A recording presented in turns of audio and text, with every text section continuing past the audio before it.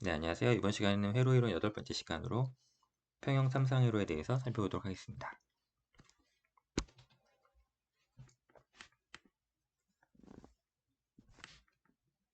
이렇게 전압 소스가 3개가 있고요.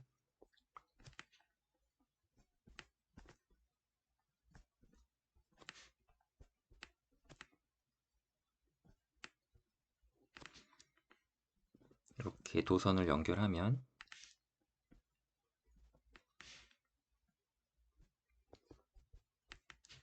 이렇게 세 가닥으로 전원의 소스가 이제 나오게 되고,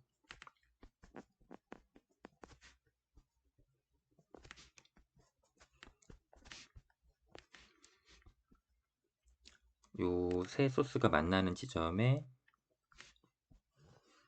이제 뉴트럴 단자가 이렇게 생깁니다.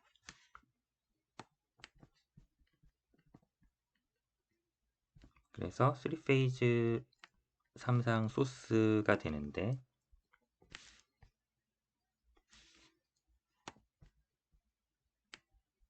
요때 요 전압을 이제 정의를 해주면 요 매그니튜드를 갖고 이러한 코사인 파형이 됩니다.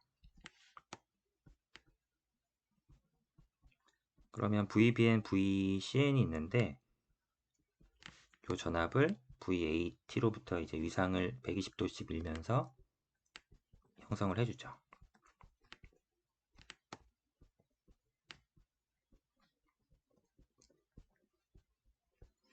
네, 이렇게 세 개가 이제 한 지점의 뉴트럴로 맞물려서 이제 3상 전원이 됩니다.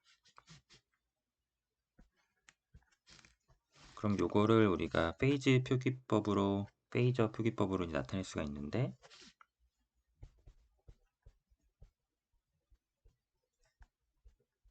페이저 다이어그램으로 이제 나타내 보면 페이즈 앵글이 0도고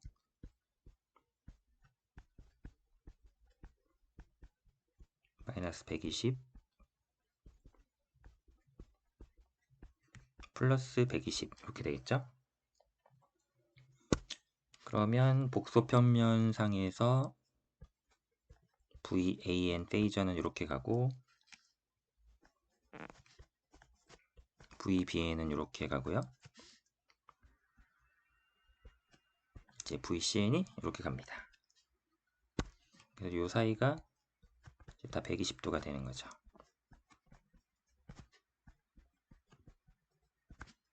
네, 이게 이런 게 바로 이제 삼상회로가 되는 거죠. 이 삼상회로의 결선 방식에 따라서 크게 두 가지가 있는데 이번 시간에는 YY 커넥션에 대해서 살펴보도록 하겠습니다.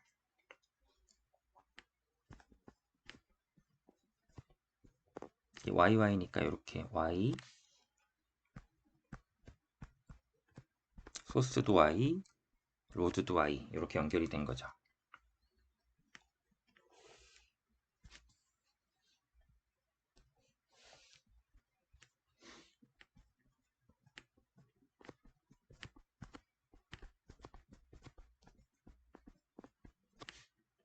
삼상 전원을 이렇게 연결을 해주고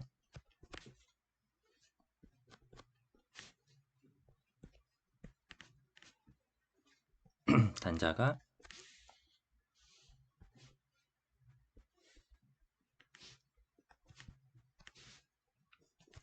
A, B, C, 뉴트럴 이렇게 되어 있고요.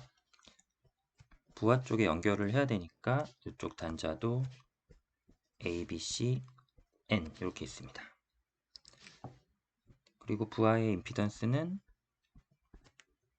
똑같이 G, 매그니튜드 G의 페이즈 앵글 세타로 된 요 부하 3개를 Y 결선 방식으로 연결을 해주면 이게 이제 YY 커넥션이 되죠.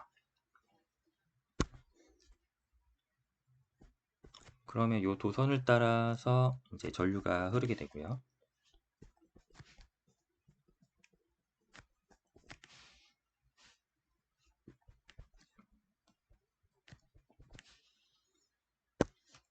요점에서 이제 3개의 전류가 들어와서 나오니까 요 뉴트럴 단자에서는 요 반대 방향으로 해서 합산된 전류가 이렇게 흐르게 됩니다.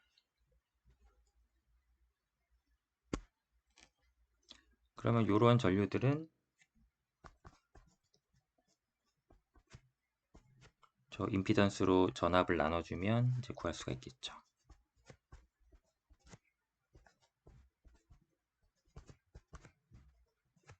네, 이런 식으로요. 그래서 여기가 이제 뉴트럴 라인이 되고, 네, 이렇게 생긴 걸 알 수 있죠. 그럼 요거를 이제 전압을 한번 보면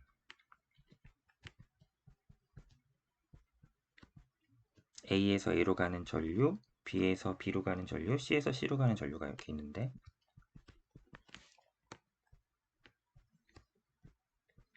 진폭은 IL이고 코사인인데 지금 임피던스랑 연결되면서 위성이 밀렸으니까 이렇게 되고, 이 상태에서 이제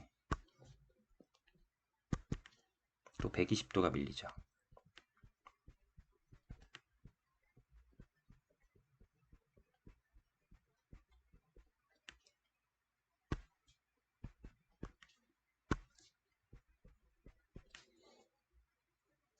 네, 이렇게 되면 그러면 이 뉴트럴 라인을 통해서 흐르는 전류는 어떻게 되냐면 저 세 개의 전류를 합산한 게 됩니다.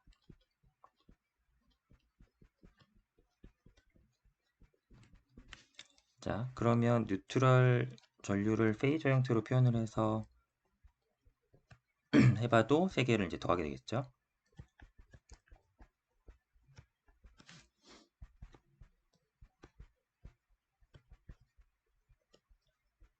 그럼 요 세 개의 페이저를 더해줍니다.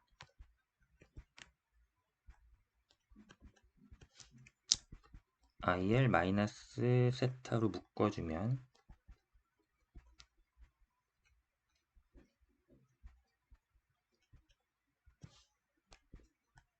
이렇게 되니까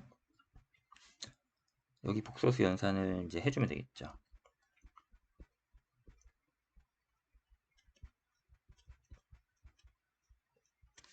자, 이렇게 해놓으면 이제 다 지워지고 0이 됩니다.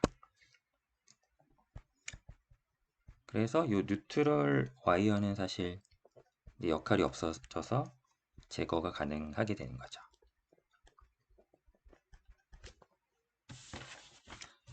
네. 그러면 왜 굳이 요 회로를 3상으로 꾸며야 되느냐? 괜히 복잡하지 않냐? 우리가 그냥 싱글 페이지로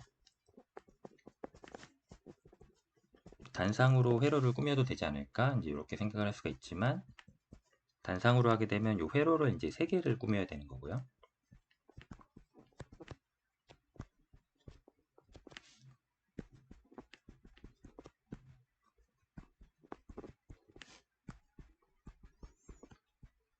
일단 제작비가 많이 드는 문제도 있고, 그 다음에 더 중요한 거는 이렇게 싱글 페이지로 하면은 파워들이 소자에 이제 걸리는 파워들이 이렇게 오실레이션을 합니다. 출렁출렁해서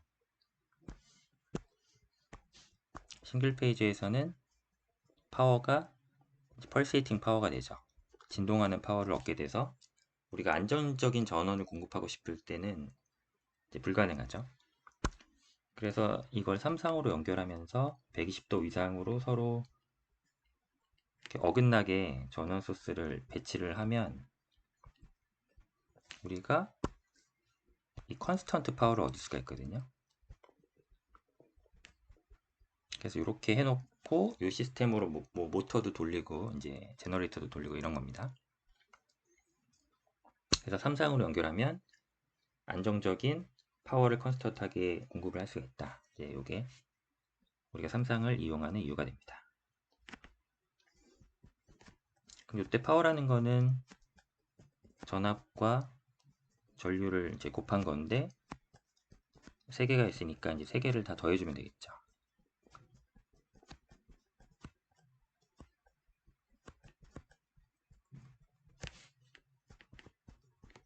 네, 그 다음에는 우리가 정의했던 걸 그냥 써주면 되는 거고요.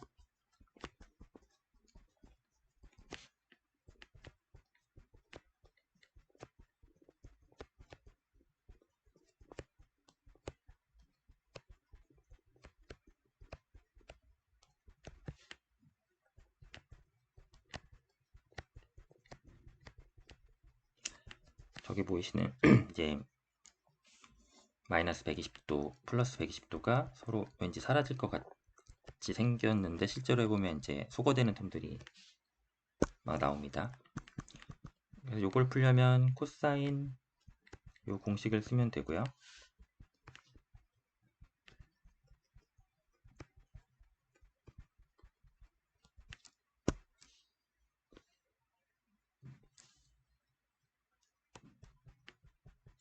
저 공식을 이용해서 전개를 해보면 요 텀으로 묶어지고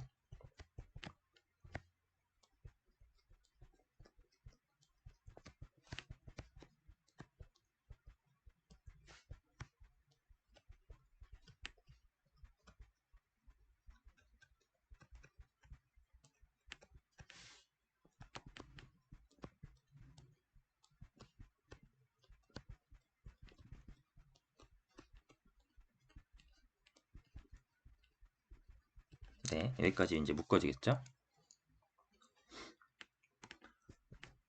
그러면 코사인 세타가 3개가 있는 게 저기 보이니까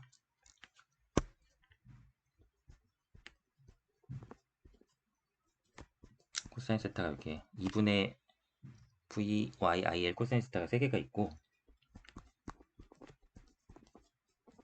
나머지 텀들이 이제 모이게 됩니다.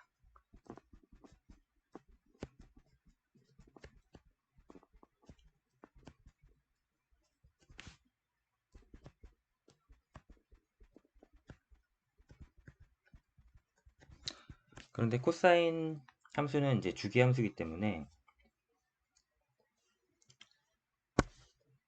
이 오메가 t 마이너스 세타가 있는데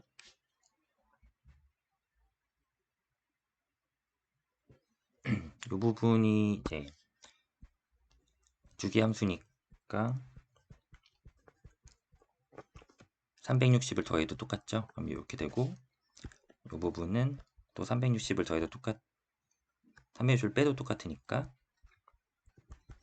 이렇게 돼서 페이지가 여기는 0 플러스 120 마이너스 120 3개가 페이저 평면상에서 이렇게 120도로 쫙 벌리면 요 합산하면 이제 0이 되니까요. 뒷텀은 이제 사라지게 됩니다.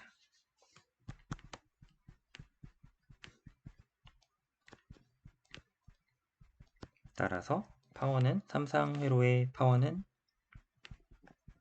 이렇게 간단하게 표현이 돼서 지금 시간하고 관계없이 컨스턴트한 항이 나왔죠. 그리고 우리가 요 코사인 파형은 이제 RMS로 나타나는 게 편하니까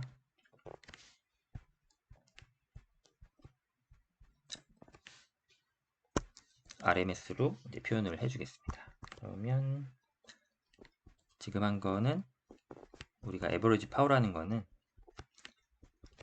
이제 요 파형을 어차피 컨스턴트 하니까 한 주기 동안 이제 뭐 원래는 단상 같은 경우는 한 주기 동안 요거를 평균해서 구하는데 삼상은 이게 파워가 컨스턴트 하니까 그냥 요 파워가 에버리지 파워가 되는 겁니다.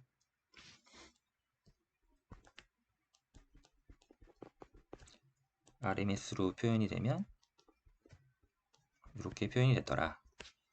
이게 삼상회로의 에버리지 파워다. 이렇게 되는 거고요. 예전 시간에 살펴봤듯이 이게 이제 레지스티브 관점에서 저항에서 소모하는 파워라면 우리 컨덕터하고 캐패시터가 이제 에너지는 소모하지 않지만 파워를 이제 주고받으니까 또 리액티브 파워라는 개념이 있고요. 요거는 코사인 대신에 이제 사인의 형태로 이제 나오게 되고 얘도 역시 RMS로 표현을 하면 이렇게 표현이 되는 겁니다. 네, 그리고 마지막으로 이제 살펴볼 개념은 성간전압이라는 또 개념이 있는데 그러니까 지금까지는 요 페이즈 볼티지를 다 생각했거든요. 이런 것들이 이제 요 페이지 상 전압인데 우리가 이런 선과 선 사이의 선간 전압을 또 따져볼 수가 있잖아요. 그런 부분에서 회로를 구동할 때 이제 그런 개념들이 필요한데 개념만 보겠습니다. 그럼 내가 A 단자선하고 B 단자선의 요 전이차를 보겠다. 이 선간 전압을 알고 싶다. 그렇고 하면 우리가 뉴트럴이라는 기준점이 있으니까 이렇게 두 단계로 쪼개서 이제 벡터적으로 계산을 해주면 되겠죠.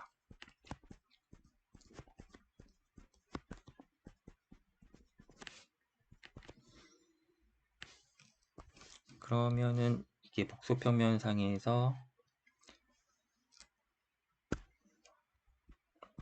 VAN이 이렇게 가고 지금 VBAN이 이렇게 오는 건데 여기가 120도고요.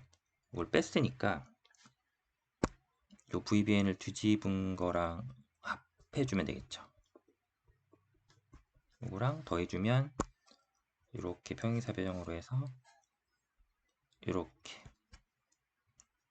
요게 선간 전압이 이렇게 벡터적으로 구해지고요. 여기가 30도가 되겠네요.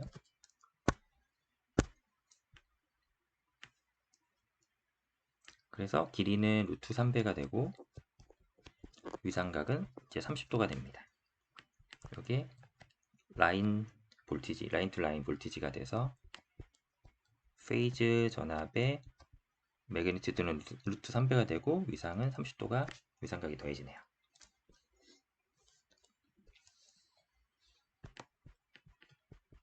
하나를 해봤으니까 이제 나머지는 원리가 똑같기 때문에 요 페이즈 볼티지에다가 우리가 해야 될 거는 루트 3배의 매그니튜드 해주고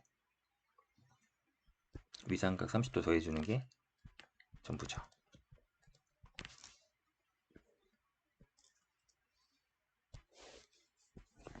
그래서 복소 평면에서 페이저 평면에서 살펴보면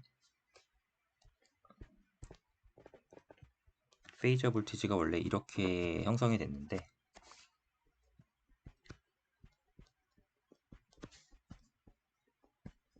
우리가 선간 전압을 알고 싶다 했을 때는 벡터적으로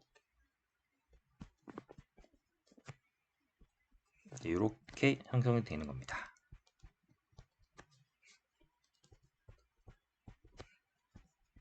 이렇게요. 네. 그래서 내가 선간 전압을 알고 있을 때 뭐 상전압을 구할 수도 있고 상전압을 알 수 있을 때 선간 전압을 구할 수도 있고 요 관계에 따라서 다 정해져 있죠. 네. 그래서 수식적으로 정해진 요 틀 안에서 요 파워랑 전압들이 다 계산이 되는 겁니다. 네, 그래서 오늘은 평형 삼상회로의 한 가지 형태인 요 YY 커넥션에 대해서 알아봤고요. 네, 이번 시간은 여기까지 하도록 하겠습니다. 감사합니다.